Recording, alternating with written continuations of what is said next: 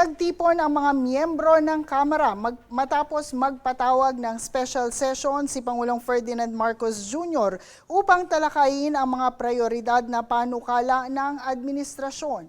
Narito ang kabuuang ulat hatid ni Jade Buhoy. Agarang tinapos ng Kamara ang mga kinakailangang hakbang matapos ideklara ng liderato na naaprubahan na ang lahat ng prioridad na panukalang ipinatutupad ng administrasyon. Ito ay matapos ng formal na pagbukas ng Kamara sa special session nito sa Kongreso. Ayon sa House leadership, naaprubahan na ng Kamara ang lahat ng panukalang nakasaad sa Proclamation number 1318. So we passed a number of resolutions. We are awaiting some BICAM reports for ratification, and of course for the Committee on Appointments. Kabilang dito ang mga panukalang may kaugnayan sa edukasyon, kalusugan, nutrisyon, ayuda at mga paaralan sa malalayong lugar. Kasabay nito, naghalal din ang Kamara ng mga bagong kinatawan sa Commission on Appointments o CA.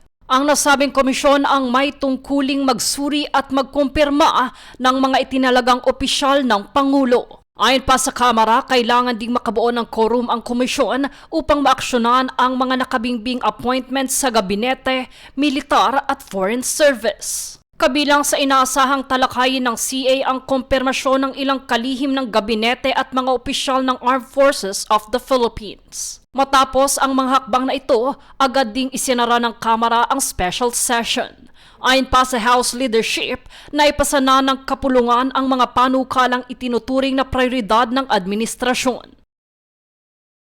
Jade Buhoy, nag-uulat para sa Golden Nation Network.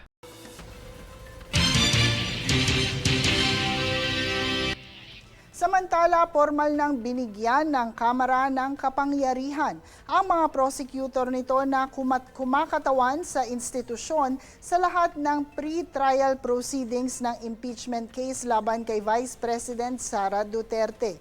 Inaprubahan ang mosyon sa isinagawang special session bago ang nakatakdang pre-trial conference sa Senado sa June 18. Sa ilalim ng otorisasyon, maaari nang maglatag ng mga ebidensya, magtakda ng saksi at magsagawa ng iba pang hakbang para mapabilis ang pagdinig ng kaso.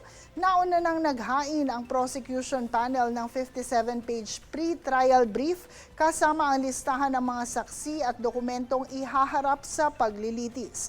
Ayon sa House prosecutors, handa silang magpresenta ng ebidensya kaugnay ng mga aligasyong nakasaad sa Articles of Impeachment. Samantala, suportado rin ng House leadership ang mungkahing isalin sa iba't ibang wika ang paglilitis upang mas maintindihan nito ng publiko.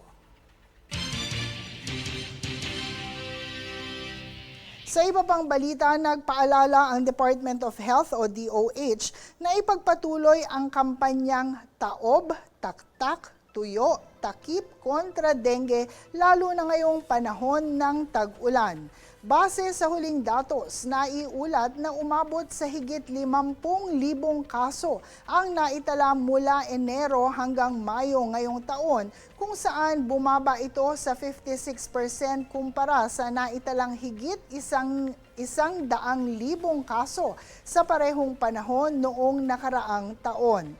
Ayon sa DOH, epektibo ang naging hakbang na community clean-up drives at paglilinis sa kani-kanilang mga bahay upang puksain ang mga posibleng pamugaran ng mga lamok na nagdadala ng dengue. Nagbabala naman ang Scam Watch Pilipinas laban sa Peking Father's Day Ayuda website na umano'y iniaalok ng Department of Social Welfare and Development o DSWD at digital platform na GCash. Ang kumakalat na Peking programa ay tinatarget ang mga Pilipinong tatay at magbibigay umano ng 3,000 pisong ayuda. Napag-alaman ng Scam Watch Pilipinas na ang domain ng naturang website ay ginawa lamang noong nakaraang linggo at nakarehistro sa pamamagitan ng isang China-based registrar, kung saan ang mga bagong gawang domain ay madalas na ginagamit sa phishing at scam campaigns. Mahigpit na nagbabala ang grupo sa publiko na ang anumang programang ayuda ng pamahalaan ay dapat munang beripikahin sa pamamagitan ng official DSWD channels at ugaliing mag-ingat sa tuwing makakatagpo ng mga alok na cash kapalit ang personal na impormasyon. Dagdag pa rito, nagbabala rin itong talamak ang mga cyber criminal tuwing holiday at iba pang okasyon kung saan maaaring akitin ang mga biktima na isuko ang mga sensitibong impormasyon para sa salapi.